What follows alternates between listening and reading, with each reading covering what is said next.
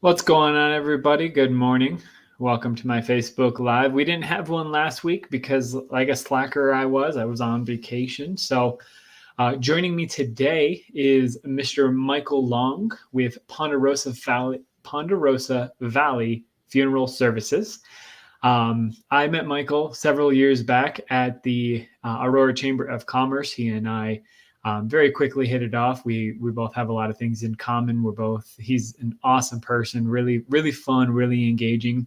He and I kind of started a friendly rivalry, as it were, over pretty much anything we could possibly start a friendly rivalry over. That's what we did. We both fought for Ambassador of the Year, and he beat me, and now he's also unfortunately a 49ers fan. So, hello, Michael. Good morning, BK. How are you? I'm doing absolutely fantastic. Thank you Great. for asking. So, Michael, why don't you share with my audience who you are, where you work, what you do, that kind of stuff. Oh, and you Absolutely. also have to answer my very favorite question, which is you have to tell us something not a lot of people know about you. I think I can handle that. Thank you so much for the time and opportunity to join you this morning. Michael Long, I am the location leader at Ponderosa Valley Funeral Services. I've been down here for approximately 1 year. I've been a licensed funeral director, embalmer for the past 24 years in the profession, and certainly moved here to the Denver metro area back in October of 2000. And that's where I continued my just compassion leadership and everything involved with the funeral profession and cemetery management.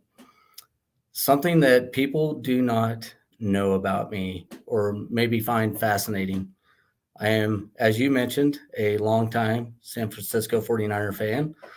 So I think a lot of people know that about me. But the past three NFL drafts, I actually got to go to the NFL draft and represent the San Francisco 49ers and our fans live in the inner circle, representing our 49er faithful and being present for such a great event such as the NFL draft. That is super cool. I love that. So to shift gears a little bit, what is your background? How did you get into this? You mentioned how long you've been doing it, but how did you get into to being what you are today? That's a great question, BK. It unfortunately going back to my early teenage years, 12 and 13, I unfortunately lost my grandmother to a sudden illness and death. And then 9 months later, my grandfather passed away. At that time, being a kid from a small town in Oklahoma, I grew up, spending time in the funeral home.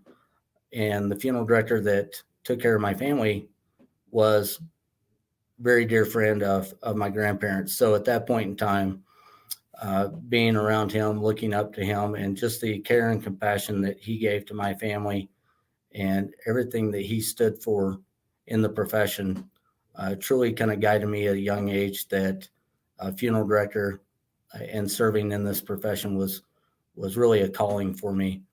And so it's kind of a side note. My best friend and I both ended up going to school, went to University of Central Oklahoma, where I earned my bachelor's degree in mortuary science. And so it really kind of started at a very young age, and that's kind of really where my calling led me. So with that, that's really kind of how it all started. Just a gentleman by the name of Bill Stitsworth, the funeral director in Ada, Oklahoma, uh, since passed on, but it was really him that just really guided me to this profession. So that kind of brings up a good point. Obviously, you have a passion for this. You have a desire for this. You've been doing it a long time. But my question is, and I don't mean this in a bad way. Mm-hmm. I genuinely want to know, but why should anybody else care? What's the point of pre-planning? Yeah, right. So really the conversation around pre-planning, I think it's important, every day uh, I interact with families. I interact with families that have experienced a loss, whether it's a sudden loss, a sudden illness, or it's a death that occurred where a situation where the family has been experiencing a long-term illness for their loved one. And so pre-planning, I think, is vital for families to understand. It really starts with having a conversation amongst themselves, whether it's husband and wife, a parent with their children, to say, I really want to make my wishes known. I want people to understand whether I want cremation or burial, to at least have the conversation around what their final wishes are at end of life care. So, with that being said, once that initial conversation happens, where they at least hopefully take the opportunity to document their final wishes, the next step would be to hopefully maybe sit down with a funeral director, a pre planning counselor, to really understand more about options and opportunities for celebration of life, or just truly having some type of service or ceremony. So it really starts with the conversation. So, Michael, in your years of experience, one of the questions that popped up in chat I thought was a really good one. It's how do you have any advice on how to start that conversation? Because obviously, I'm not just going to end this, go downstairs and say, "Hey, Emma, let's talk about my death." Right. What's a good time or a good way to kind of get that conversation going? Oh, BK, that is a tremendous question. I think no individual, a lot of us just are not comfortable with talking about end of life. We're just not. That's not something that we think of when we go sit at the dinner table tonight. Hey, I really want to talk about my end of life care, or what cemetery do I want to be laid to rest at when my time comes. So, it's got to be comfortable for the parties involved, the family, to say, as you're planning for writing up a will, um, I think a lot of people write up a will, a living will.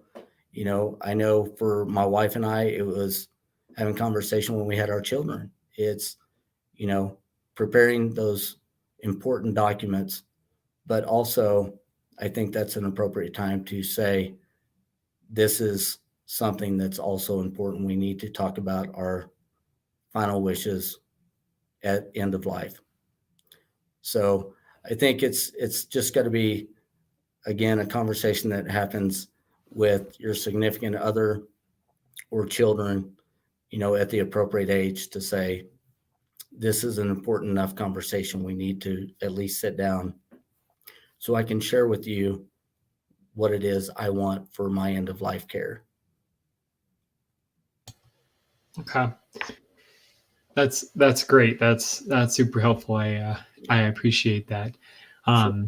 Another thing that I noticed as I was scrolling through the website, and I wanted you to kind of touch on for a second, is what is out of area protection? What exactly is that?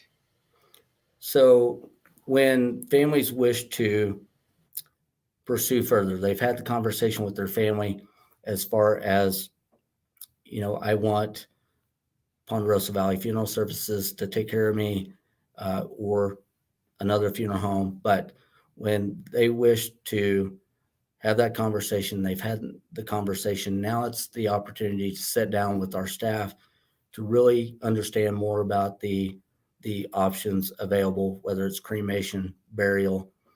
But the out of area protection is, for individuals that, at retirement age, or people that travel a lot, in the event that death occurs away from home. Outer Out of area protection basically means that if something was to happen, unfortunately, death occurs away from home. That out of area protection basically ensures that Ponderosa Valley is going to take care of the arrangements wherever the death occurred to get the loved one back here to home into our care. So that is a part of the pre-planning process when individuals now want to meet with us and really sit down and write up what their wishes are and really look for pre-planning their options and financing their pre-planning. They can also include the out of area protection to ensure that if the death occurred out of area, we're getting them, their loved one, back here into the care of Ponderosa Valley. Okay. So to kind of summarize that, just make sure I'm understanding it correctly. If I were to, I was just on a trip to San Antonio. So let's say I had, I'd already met with you. I had an out of area protection, and God forbid something tragic happened, and I was in San Antonio. You would help my family get safely and accurately and all that stuff, respectfully, of course, get my body back up here so that I could be put into the Ponderosa, have my wishes respected and be laid to rest where I want to be laid to rest. Absolutely. That is correct. Okay. So in that scenario, it's important for, your family, again, your wife, to understand that we've got pre-arrangements with Ponderosa Valley. Something tragic happens, which unfortunately does occur. Um, that first phone call would be to us, and then we do everything to support your family in getting you brought back into the care of Ponderosa Valley. So we will work with the authorities, uh, you know, coroners or a funeral home down in San Antonio, Texas, for example, to ensure we're getting you brought back in a very timely manner. Okay. So, Um, One other thing that you mentioned, and obviously it's where my mind gravitates towards because that's what I do for a living, is the financing side of things. So it sounds like, and I've never even thought about this as an option. It sounds like you have the ability, if I were to come to you, have the conversation with my wife, we're both ready to sit down and talk about all of our afterlife. We can make a slow payment plan over time that says, okay, we pay X amount of dollars a month. And then when that's completely paid off, we're done for the rest of our life. We're good to go. correct. So, yes, so financing the pre planning conversation. So, you've had the discussion. We're ready to take that next step to meet with a pre planning counselor, someone that is licensed with life and health. So, a lot of times I'll sit down with the family, someone I know, to at least have the conversation and really discuss those opportunities and options available to them and really go through that. And once we kind of have a real idea and sense of this is what the two of you want, then we would actually take that next step, write it up, and then, yes, so doing a pre plan, financing it, basically, the family is locking in the services and merchandise of said funeral home. So they are now locking in that service and merchandise so that over time you're paying, monthly fees to lock in the pre-plan that you have selected. So at that Okay. point, when the death occurs, the pre-plan is bought and paid for. So whether service fees, a lot of times you'll see funeral homes, as any other profession, has rising cost over time, right? Just like anything else, homes, the housing market right now. So price increases will occur with funeral homes, but having that pre-plan in place, that's securing that locked in pricing for service and merchandise. Now, there is other things such as what we call or refer to as cash advance items. Cash advance items could be anything such as death certificates, outside expenses that the funeral home cannot control. So at the time, so death occurs, we have a pre-plan in place. Everything is honored on that pre-plan and taken care of. And that is one less thing that the family has to concern themselves with. And that is important. One, you've made your wishes known. It's already been purchased through Ponderosa Valley Funeral Services. Files here, we review it, we sit down with the family, we review, honor all those services and merchandise, and then finalize the arrangements for date and time. So a lot of the guessing or decision making has all been taken care of. And that's really a blessing to the family, because families are, a lot of times dealing with grief, so much grief with the loss of the loved one. And that's just one area where they're not having to make too many decisions, because those decisions have already been put down on paper and financed and paid for. So yes, Excellent. it's pre-planning can really help tremendously with the family. Awesome. I've got one more question, and it'll kind of get us in the weeds a little bit, but it's gonna be a fun one. Okay. Have you ever, and how did you handle it? Because I'm pretty sure you have.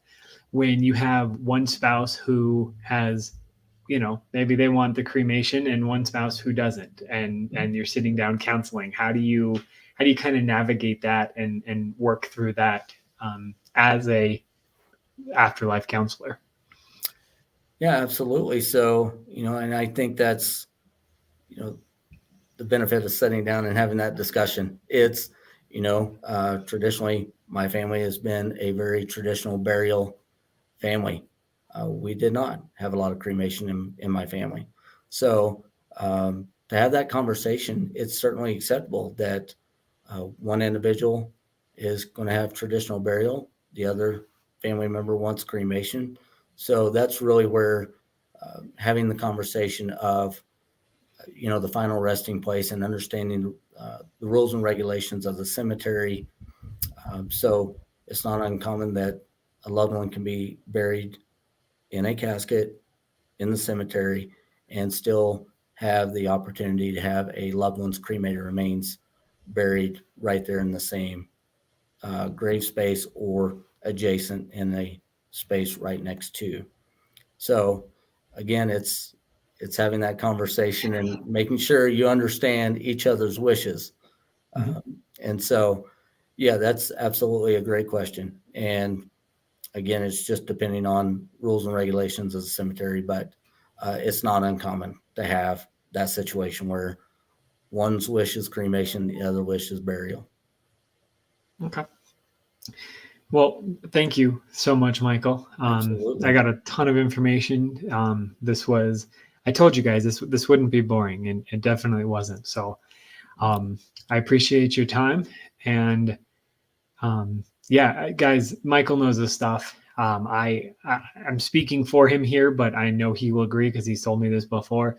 If you have had that conversation and you want to sit down with somebody and just start figuring some of this stuff out, give him a call. The number's at the bottom of the screen, 303-841-2405.